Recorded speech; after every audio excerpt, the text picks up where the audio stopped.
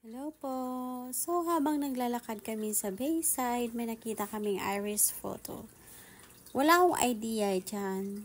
Pero dahil yung husband ko is mahilig sa photography, sabi niya, puntahan namin. So, yun, pumasok kami sa shop niya at nagtanong at nagtitingin-tingin na rin ng yung mga naka-display nila. Actually, maganda siya. Parang artistic at saka unique siya kasi iba-iba eh. Anyway, parang ang gagawin nila, pipicturean nila yung iris mo, tapos i-edit nila. At meron silang iba-ibang pattern, like yan yang, which is, I think, maganda siya para dun sa couples. Tapos, yun, ilalagay mo siya sa malaking frame. Tapos, yung isa pa na pattern is yung explosion. So, yung explosion, I think yun ang pinili ng husband ko. Sa akin, parang gusto ko rin na hindi. So, sabi ko, ikaw na lang. So, pagdating pala sa pricing nila, yung pinakamaliit yung $38.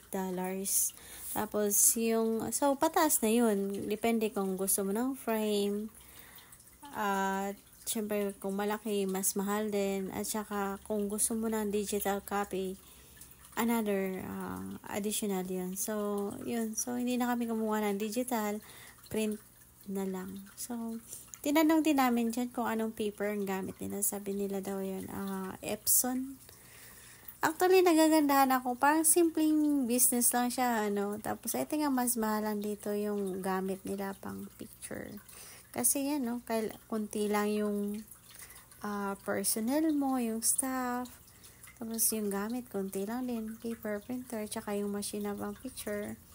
So yun, parang napaisip ako, meron na kaya ng ganitong business sa Pinas?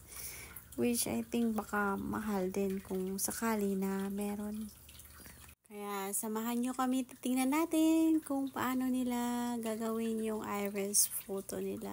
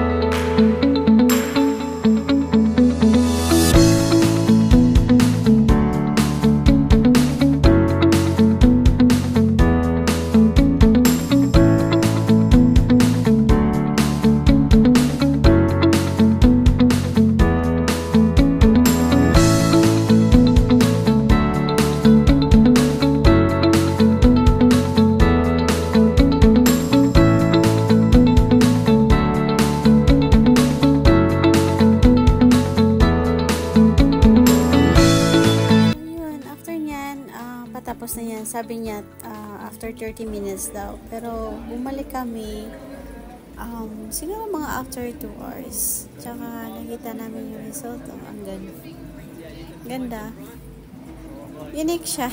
At saka brown, ibig sabihin brown na brown talaga yung mata niya.